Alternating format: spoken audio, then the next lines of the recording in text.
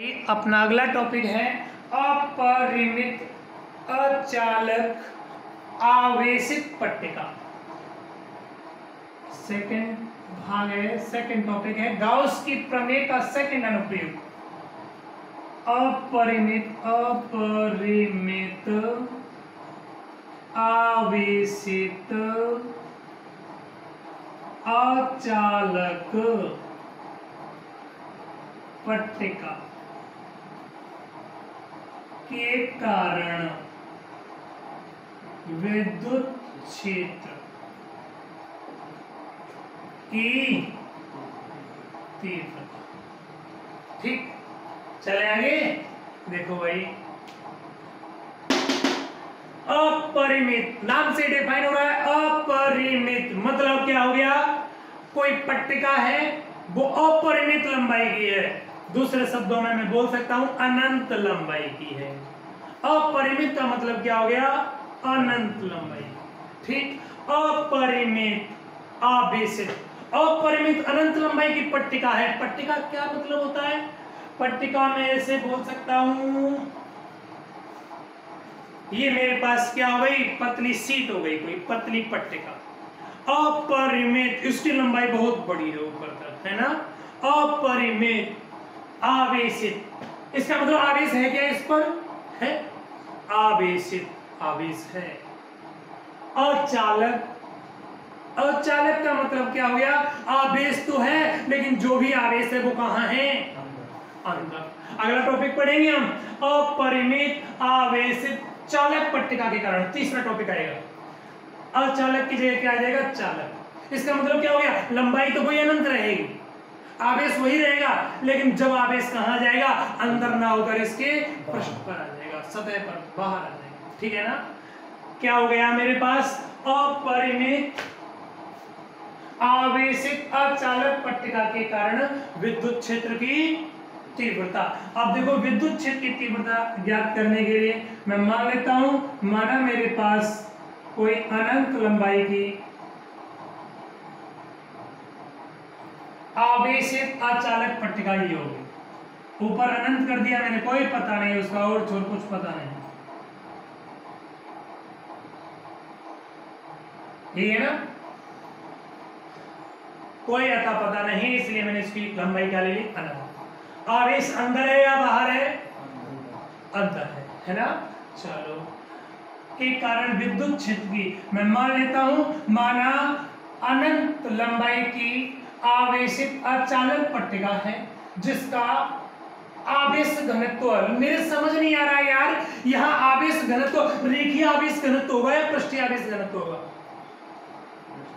पृष्ठीय आवेश, जिसका पृष्ठ आवेश घनत्व क्या है? सिग्मा है। क्या है? सिग्मा। क्यों? आवेश कहां फैला हुआ है? इसके पृष्ठ पर फैला हुआ है या नहीं? तू ही बता। चले आगे। चलो, अब देखो, इस अचालक पट्टिका से r दूरी पर कोई बिंदु, एक इसका ओरिजिन पॉइंट हो गया O, इससे r दूरी पर, लंबवत r दूरी पर कोई बिंदु P है। इस बिंदु P पर मुझे क्या ज्ञात करना है? विद्युत क्षेत्र की तीव्रता ज्ञात करनी है। ठीक है ना। तो इससे पहले वाला टॉपिक था, उस पहले वाले टॉपिकों में हमने सबसे पहले क्या ज्ञात की थी? विद्युत क्षेत्र की दिशा। तो यहाँ पर भी मुझे सबसे पहले क्या ज्ञात करनी पड़ेगी? विद्युत क्षेत्र की दिशा ज्ञात करनी होगी। करेंगे आप? देखो, जैसे हमने वहां दिशा ज्ञात की थी, समथिंग वही दिशा यहाँ ज्ञात करेंगे। ये इस बिंदु O से समान दूरी पर कोई दो अल्पांश ले लेता हूं। एक अल्पांश ये रहा, इस अल्पांश को मैंने A1 बोल दिया और एक अल्पांश यहाँ A2 बोल दिया। दोनों अल्पांशों के क्षेत्रफल परस्पर क्या है? समान है। ठीक, चले आगे। ये दूरियां समान, इस अल्पांश के कारण इस बिंदु पर कोई विद्युत क्षेत्र होगा, वो विद्युत क्षेत्र किधर होगा? इधर होगा। ये DE1 वेक्टर हो गया, बाहर की तरफ होगा। चलो, ऐसे इसके कारण इस बिंदु पर विद्युत क्षेत्र होगा, वो क्या होगा? DE2 वेक्टर होगा या नहीं होगा? मैं मान लेता हूं ये कोण थीटा बन रहा है, तो ये वाला कोण भी कितना होगा? थीटा होगा या नहीं होगा? बोलो कोई समस्या? चले आगे। चलो, देखो भाई, ये अल्पांश के पृष्ठ क्षेत्रफल बराबर है, तो इन अल्पांशों पर आवेश भी परस्पर क्या होगा? समान होगा। यहां से देखो ये दूरी बराबर, ये दूरी बराबर, ये दूरी दोनों में कॉमन, तो ये दूरियां भी परस्पर क्या होंगी, समान। जब ये दूरियां समान होंगी तो इस अल्पांश के कारण ये वाला विद्युत क्षेत्र, इस अल्पांश के कारण ये विद्युत क्षेत्र, इन दोनों विद्युत क्षेत्रों के परिमाण परस्पर क्या होंगे, समान होंगे। मतलब मोड ऑफ dE1 वेक्टर बराबर मोड ऑफ dE2 वेक्टर। यहाँ जो dE1 विद्युत क्षेत्र और dE2 विद्युत क्षेत्र है, दोनों विद्युत क्षेत्रों के परिमाण परस्पर क्या होंगे, समान होंगे या नहीं होंगे। चले आगे, चलो अब देखो भाई, इन दोनों विद्युत क्षेत्रों के परिमाण समान है, डायरेक्शन अलग अलग है, तो घटकों में तोड़ना पड़ेगा। घटकों में तोड़ने के लिए जब ये कोण थीटा है तो ये वाला कोण थीटा होगा, ये थीटा है तो ये भाई थीटा होगा। इसका घटक इधर क्या आएगा, dE1 क्या आएगा, cos थीटा। इसका इधर घटक क्या आएगा, dE1 sin थीटा। इसका इधर घटक क्या आएगा, dE2 cos थीटा। और इधर घटक क्या आएगा, dE2 sin थीटा। देखो E1 E2 के परिमाण समान, साइन साइन समान, इसका मतलब जो आपके पास ये विद्युत क्षेत्र थे, इन विद्युत क्षेत्र के लंबवत घटक dE1 sin थीटा व dE2 sin थीटा परिमाण में समान है और डायरेक्शन जस्ट अपोजिट है, अतः एक दूसरे को कैंसिल आउट कर देंगे। जबकि इनके क्षैतिज घटक dE1 cos थीटा व dE2 cos थीटा एक ही दिशा में होने के कारण परस्पर जुड़ जाएंगे। अतः बिंदु P पर विद्युत क्षेत्र अपरिमित आवेशित अचालक पट्टिका के कैसे होगा, लंबवत होगा इस पट्टिका के लंबवत होगा। अगर इस पट्टिका पर धनावेश है तो विद्युत क्षेत्र बाहर की होगा, 4 होगा, और ऋणावेश है तो विद्युत क्षेत्र किधर होगा, अंदर की होगा। लेकिन ये तो कंफर्म हो गया कि इस पट्टिका के कारण जो विद्युत क्षेत्र आया है वो विद्युत क्षेत्र किधर होगा बेटा, इस पट्टिका के तल के लंबवत है या नहीं, कोई समस्या।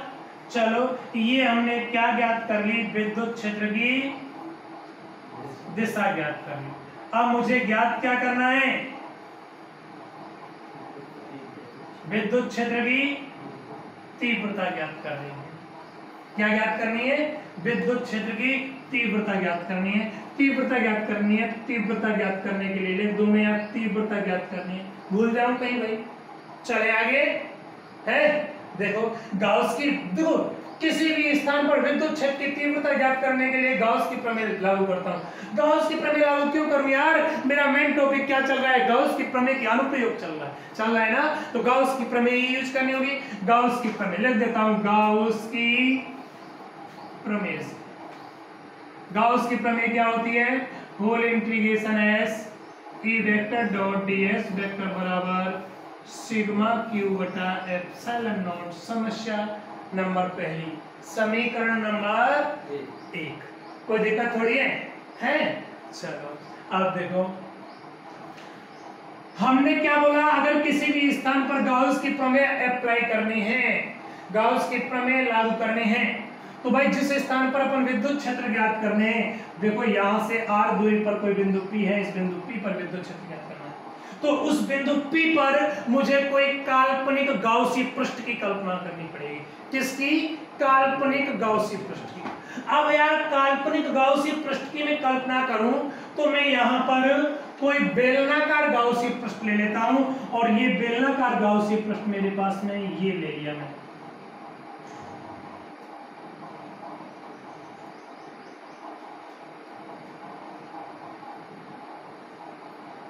जो आपका बिंदु P है, ये बिंदु P कहां पर है, इस बेलनाकार गाउसी पृष्ठ के अंदर है। ये बिंदु P यहां है या नहीं। अगेन ये वाला पृष्ठ मेरे पास में कितने पृष्ठों से मिलकर बन रहा है, 3 पृष्ठों से। एक S1 पृष्ठ है, दूसरा S2 पृष्ठ है, और तीसरा S3 पृष्ठ है। S1 पृष्ठ कौन सा है आपका, बेलनाकार सॉरी वृत्ताकार। S2 पृष्ठ कैसा है, बेलनाकार, और S3 कैसा है, वृत्ताकार। S1 और S2 कैसे हैं, वृत्ताकार हैं, और ये कैसा है, बेलनाकार। इन दोनों में वेरिएशन करना हो तो मैं भाई बोल सकता हूं ये बायां भाग हो गया और ये दायां भाग हो गया, ठीक है ना। चलो चले आगे, चलो मुझे इस पूरे पृष्ठ से गुजरने वाला क्या चाहिए, विद्युत फ्लक्स चाहिए। Whole integration E vector dot ds vector बराबर सिग्मा q अपॉन एप्सिलॉन, है ना। तो इसके LHS पार्ट को सॉल्व करूंगा। Whole integration s E vector dot ds vector बराबर क्या मिलेगा आपको, integration of s1 E vector dot ds plus integration of s2 E vector dot ds vector plus integration of s3, है ना, ई vector dot ds।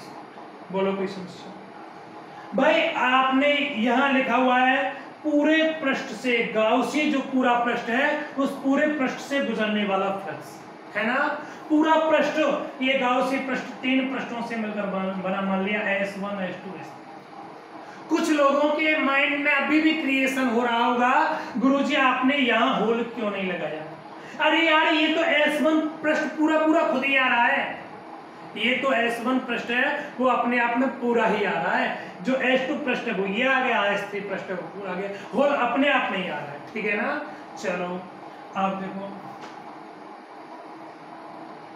Whole integration s E vector dot ds vector बराबर integration of s1 E ds cos of θ1 plus integration of s2 E ds cos of θ2 plus integration of s3 E ds cos of θ3 आएगा।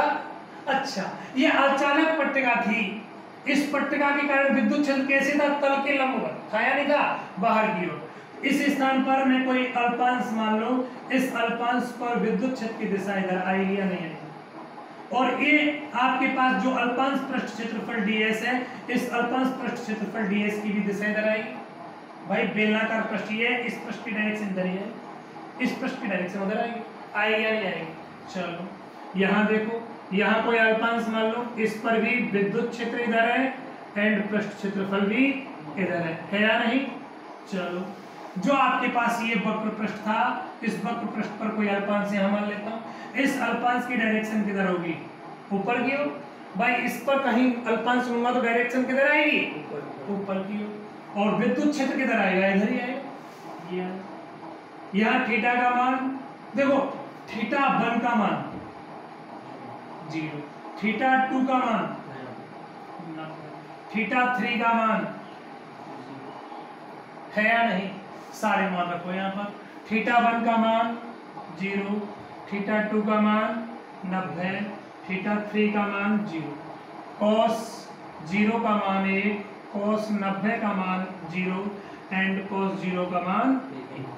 देखो यहाँ 1 रखूंगा तो ये पूरा, ये 0, ये 1 रखूंगा तो ये पूरा। आपको क्या मिलेगा, whole integration s E vector dot ds vector बराबर integration of s1 e into ds plus 0 plus integration of s2 e into ds। आएगा या नहीं है? आप देखो यहां से e को बाहर निकाल दो, पूरे पृष्ठ पर e का मान नियत है। चलो e नियत s1 ds प्लस यहां पर भी e बाहर गया, integration of s2 into ds। भाई इन बाहर क्यों गया, आप देखो जो आपकी पट्टिका थी, इस पट्टिका से ये पूरा ये वृत्ताकार भाग है वो समान दूरी पर है, तो इस पट्टिका के कारण इस पूरे पृष्ठ पर विद्युत क्षेत्र इक्वल, ऐसे ही इस पृष्ठ पर भी विद्युत क्षेत्र क्या रहेगा, इक्वल। e के मान नियत रहेंगे तो ये क्या कर दिया मैंने, बाहर कर दिया, है ना। अब देखो s1 और s2 पृष्ठ हैं, now integration of s1 into ds बराबर integration of s2 into ds। ये दोनों पृष्ठ आपस में बराबर हैं, क्यों, वृत्ताकार भाग हैं, है या नहीं, एक ही पृष्ठ के, तो इनके पृष्ठ क्षेत्रफल परस्पर समान हो गए, और इस पृष्ठ को मैं क्या मान लेता हूं बेटा, s मान लेता हूं। क्या मान लो, s। देखो जब आप इस पूरे पृष्ठ का समाकलन करोगे तो पूरा पृष्ठ क्या आ जाएगा आपके पास, s आ जाएगा। क्या आएगा, s, ठीक है ना। अब देखो इसकी जगह s रख दूं, इसकी जगह s रख दूं, क्या मान मिलेगा, whole integration s E vector dot ds vector बराबर E into S plus E into S बराबर 2E इंटू एस। समीकरण बोलो कोई दिक्कत? अरे यार इसकी जगह एस रखा है, यहाँ पर एस रख दूं, यहाँ पर एस रख दूं तो ई एस, एस मतलब पूरा पृष्ठ है ना। आप चाहें तो एस की जगह पाई आर स्क्वायर भी रख सकते हैं। वृत्त का क्षेत्रफल कितना होता है? पाई आर। वृत्त एस की जगह क्या रख सकते हैं? पाई आर स्क्वायर। यू आर दादा, यू आर डॉन। ठीक, चले आगे। चलो अब आपको क्या चाहिए? कुल आवेश चाहिए। तब वृत्ताकार भाग में, वृत्ताकार भाग यही है, इस भाग में परिबद्ध आवेश देखो, चूंकि सिग्मा बराबर क्यू बटा एस होता है तो टोटल आवेश क्या आएगा आपके पास? क्यू बराबर सिग्मा इंटू एस। आएगा नहीं आएगा? आएगा। चलो एस कौन सा है? जिस पृष्ठ के अंदर आप क्या देख रहे हैं? पृष्ठ क्षेत्रफल, वो आवेश देख रहे हैं, वो पृष्ठ है ना। अगर यहाँ आप एस ले रहे हैं तो यहाँ भी एस ले लो। अगर यहाँ आप पाई आर स्क्वायर रखेंगे इसकी जगह तो यहाँ पर भी पाई आर स्क्वायर रख देना, कोई दिक्कत नहीं। ठीक है, चलो इसको नाम दे दूं समीकरण 3।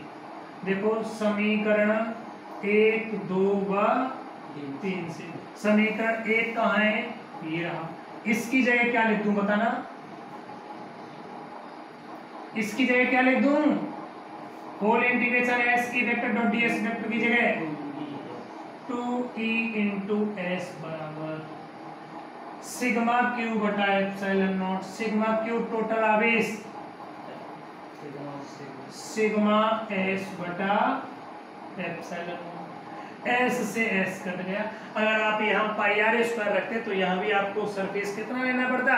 पाई आर स्क्वायर। तो पाई आर स्क्वायर से पाई आर स्क्वायर कट जाता। क्या फर्क पड़ता? आपको विद्युत क्षेत्र चाहिए तो विद्युत क्षेत्र कितना आया?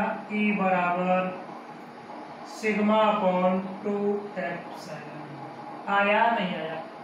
कहाँ आया है? निर्वात में। अगर आपको माध्यम में विद्युत क्षेत्र चाहिए तो EM बराबर सिग्मा अपॉन 2 एप्सिलॉन है।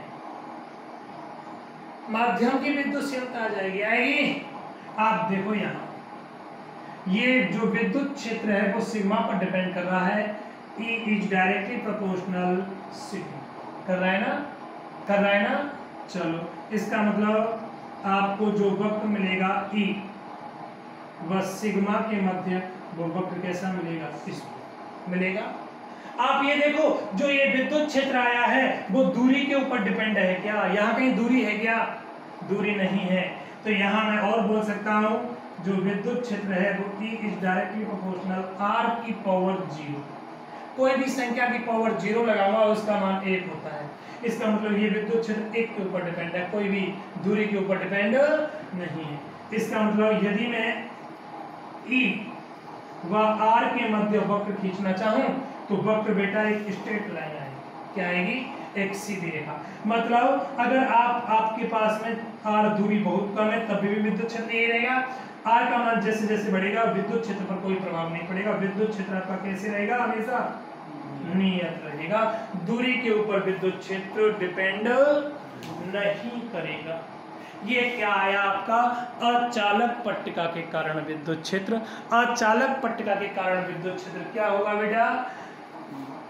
E बराबर सिग्मा अपॉन 2 एप्सिलॉन नॉट। बोलो कोई दिक्कत, कोई समस्या? चलो आज के लिए बहुत धन्यवाद।